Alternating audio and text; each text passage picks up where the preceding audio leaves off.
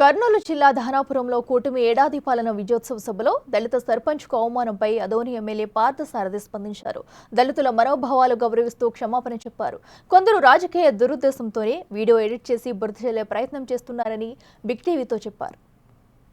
రోజుల నుంచి దళితుల్ని అవమానించాము అనే విషయం మీద సోషల్ మీడియాలో కానీ వివిధ ప్లేసెస్లో ట్రోల్ చేయడం మనం చూస్తూ ఉన్నాం. నేను చాలా స్పష్టంగా చెప్పాను, నా నేపథ్యం అది కాదు.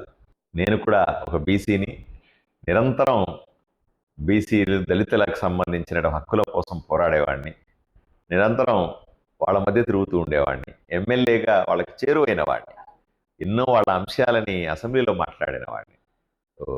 అటువంటిది ఒక దళితుడిని అవమానించారంటూ ప్రతిపక్షాలు కావాలని ఎడిట్ చేసినటువంటి ఒక వీడియోని వైరల్ చేస్తూ దుష్ప్రచారం చేయడం చాలా దురదృష్టకరం.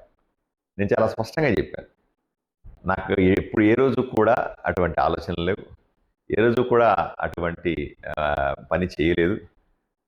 నిజంగా నా వల్ల నాకు సంబంధించినటువంటి చర్య వల్ల ఎవరన్నా బాధపడి ఉంటే క్షమించమని కూడా చెప్పాను. ఇంకా వీళ్ళు రాజకీయ రంగు పులిమి దీనికి.